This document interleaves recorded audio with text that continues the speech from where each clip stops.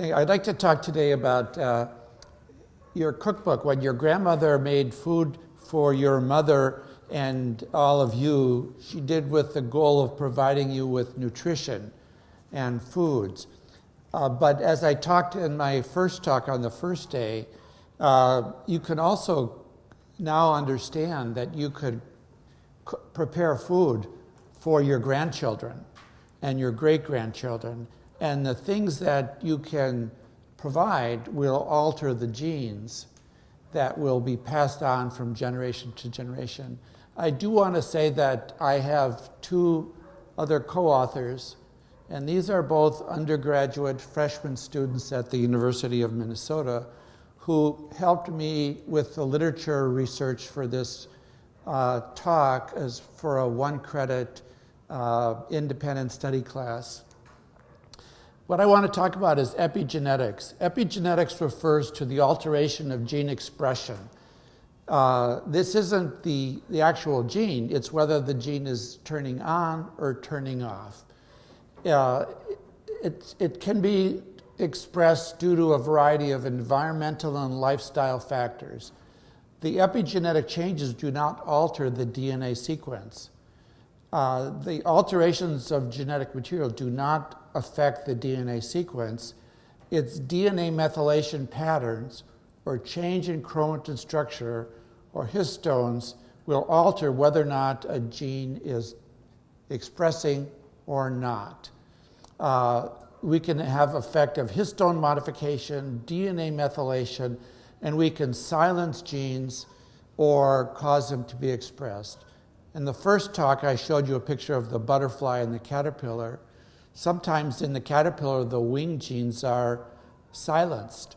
And sometimes in the butterfly, the leg genes are silenced, but they're all there. Genes are the blueprints of the body, and the epigenetic systems can adapt to keep good genes running and suppress bad genes. But sometimes it can be the reverse. It can allow bad genes to express and prevent good genes from turning on. They can be heritable during cell division or reproduction, and they can be regulated by environmental factors. Nutrigenomics is the study of interactions between nutrients and phytochemicals contained in foods and our genes. Through nutrigenomics, we can observe how a particular diet can influence gene expression and determine the susceptibility of you to diseases. In different diets, we have things like anthocyanins, cyanidin, in fruits and vegetables and red wine, and they can regulate adipocyte function. Epicatechins in things like cocoa can prevent the oxidative DNA damage and reduce the inflammatory response. Epigallocatechins in green tea can be chemopreventatives for cancer. Omega-3s in fish oil can be chemopreventatives. Genistein from soy can regulate signaling and cell differentiation. I showed this picture also on the first day. We can see different chemicals from plants can acetylate DNA or unwind the chromatin or deacetylate and cause gene repression. So these common chemicals are green tea, soybean, turmeric or from curcumin, genistein, watercress, curcumin, sulforaphane from cabbage, garlic, red wine, and broccoli. They all can alter the chromatin structure of your DNA and in certain conditions cause gene expression or gene activation. The transgenerational effects, we can see that, for example, and some of these are applicable to humans, a late gestational high-fat diet increases the risk of metabolic syndrome in your children. This is coupled with hypoadiponectemia as well as leptin resistance. Low adiponectin induces metabolic syndrome. So low nutrition in early gestation increases metabolic syndrome later in life. If you remember that during times of starvation, low birth weight babies have metabolic syndrome and obesity in late life. So if you are a woman who is starving during gestation, your children will be overweight when they're 50 years old. So we have a 50-year lag time. In glucose metabolism, male offspring and male grand offspring not overfed during lactation were observed and compared to the original group that were overfed. Male offspring developed fed and fasting hyperinsulinemia, hypertriglycerides, and insulin resistance and glucose intolerance. Grand offspring developed fasting hyperglycemia and glucose intolerance by 4 months. The conclusion is that nutritional challenges occurring during sensitive periods of development have adverse metabolic consequences later in life. So there are more sensitive periods of life. In some experiments, the 24 hours after conception is the most critical for methylation of DNA of the conception of the developing embryo. In the study done by Journal with those yellow mouse and the brown mouse, the feeding of the methylating groups to the mother was most effective in the first 24 hours after conception. And it was less effective the longer you applied. But in other cases, like vitamin A, in rats on day 8 of conception, you can cause spinal cord deformities, and no effect if given much later. Prenatal exposure to genistein can leave a permanent mark on hematopoietic cell lines. Those are the red blood cell formation, and it can last lifelong. So maternal diet during pregnancy can result in long-lasting effects on the progeny. Supplementation of the maternal diet with genistein, a phytoestrogen, is ubiquitous in daily diet. And in the mouse, these agouti mice, it can cause changes in coat color and what will be a lifetime of healthy living. And in the yellow mice, they are prone to cancer and diabetes, which can be reversed if you feed the mother genistein. Is this all related to the mother? So I think we shouldn't blame all the mothers. It's equally true of the fathers. Paternal obesity can influence offspring's future health status. There's a persistent correlation, inverse correlation between DNA methylation in the offspring and parental obesity. At the H19 locus, which is a differentiated methylated region, no associations were detected, and it's a common part of the genome where you see methylated regions. But data suggests that an increase in DNA methylation at the insulin-like growth factor region among newborns from obese mothers. Hypomethylation at IGF-2 was associated with paternal obesity. So obese fathers can cause hypomethylation at the IGF region of the differentiated methylated regions of the DNA.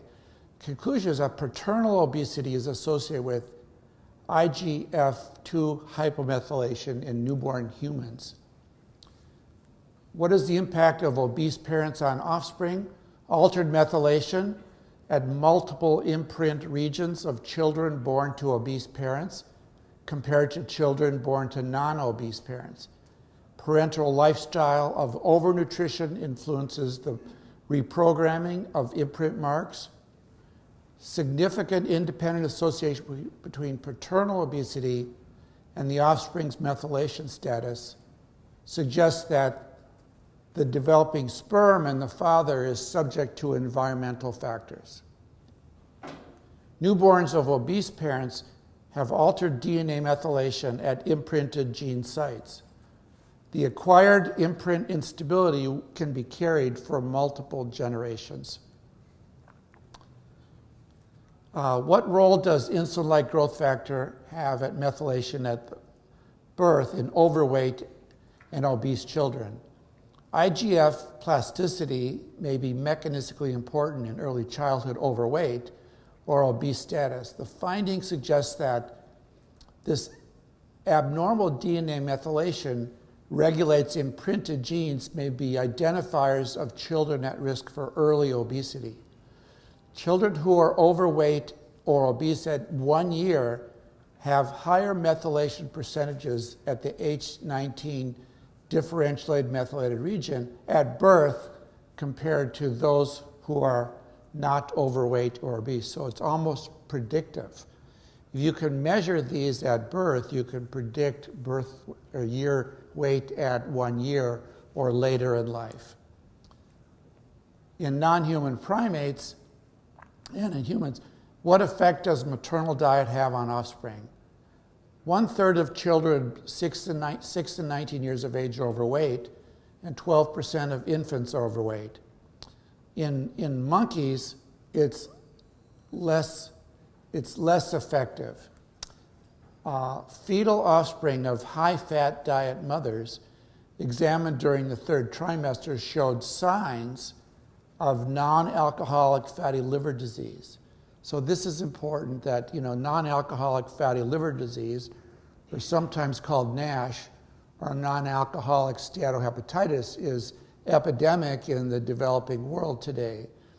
And we can see this in young children. If you look at a histopathology, you can see hepatic inflammation and oxidative stress, triglyceride accumulation, and premature gluconeogenic gene activation. So we can see in obese babies some genes that refer to gluconeogenesis. So maternal high-fat diets triggers lipotoxicity in fetal livers of non-human primates. The mother does not necessarily need to be obese or insulin resistant for the offspring to possess these changes. It's just that the high-fat diet can cause these changes even in the absence of obesity. So some key points to take away. Certain nutritional exposures may alter the epigenome, leading to changes in cell function. Gene-specific epigenetic plasticity continues beyond early development and may be lifelong. DNA methylation at specific loci is associated with differential disease risk and may be modified by specific nutritional interventions. If you had certain gene silencing, you might be able to eat certain foods that are deacetylating DNA. In certain cancers, like myelodysplastic syndrome, those tumors are due to being heavily methylated. And the treatment of choice is to give a deacetylating agent to remove methyl groups, and the cells from cancerous cells look more normal. So there's a drug on the market called decitabine, which is a derivative of azacitidine, which will remove the methyl groups. And there are also some food compounds I showed you on previous slide that can activate genes or repress genes. So I wonder, and those studies aren't finished yet, whether or not we could actually treat some diseases with food chemicals as opposed to pharmaceuticals. So paternal obesity, both mothers and fathers carry methylated genes. We know that the DNA is inherited, but the epigenome is inherited too. During reproduction and growth, some methylation is replicated in the offspring DNA. Some is lost, but some is retained. These black dots on the chromosomes of the mother and father are signifying methyl groups. And during reproduction, some of the methyl groups are lost, but some in unique differentiated methylated regions are maintained, and therefore you can get heritable epigenetic effects. And so we can see nutritional epigenetics. We can see nutrition. We can have mixtures, extracts, nutraceuticals, dietary factors, and phytochemicals. And they can be metabolized or absorbed or altered by your gastrointestinal microbes to produce bioavailable metabolites. Some can affect the central nervous system, such as those that you can smell or cause emotional changes. And some act on your somatic cells and some on your germ cells. They can change gene expression or alter transposons and produce different kinds of effects or inflammation. In Nutrigenomics, I think we have the potential to deliver dynamic biomarkers for nutrition, furnishing, through diet, we can have prominent lifelong environmental impacts on human health. We, in the future, should be able to promote health and prevent disease by looking at specific health or lifestyles or changes in certain stages of life. I think we may be more susceptible to these changes at certain ages, particularly at young ages. Once you're my age, it's probably hopeless to change. So the concept is Nutrigenomics personalized nutrition should allow development of new food products that target individuals or groups of people with similar metabolic phenotypes and genetic risks. Transgenerational effects don't just apply to food, but they can apply to sensory organs as well. Your sense of smell, your olfactory sensation can be programmed so that you can smell fear, environmental influence. So here's a study that mice trained to fear the smell of cherries and almonds, and the chemical called acetophenone can pass their anxieties to pups. So if you can cause a mother to fear the smell of cherries or almonds, the pups from those mothers will also fear that smell. So and sometimes you can see it in the third generation. It becomes less and less at each generation, but it's a heritable fear of certain smells. Overeating. Here's an interesting study. You know, this was done in snakes. Snakes, particularly big snakes, you know, they only eat 2 or 3 times a year. And after if they eat a big snake, if they eat a large meal, they've been not eating for 3 or 4 months. So their organs have to grow in size to accommodate the meal. So here is the size of the organs in 0 to 10 days after feeding. So the heart can increase by 50%, kidneys can double in size, small intestine can triple in size, liver can triple in size. And if you look at the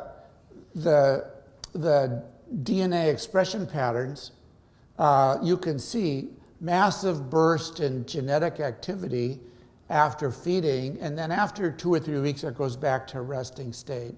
So here we can get organ growth, metabolic changes of several 100% after eating.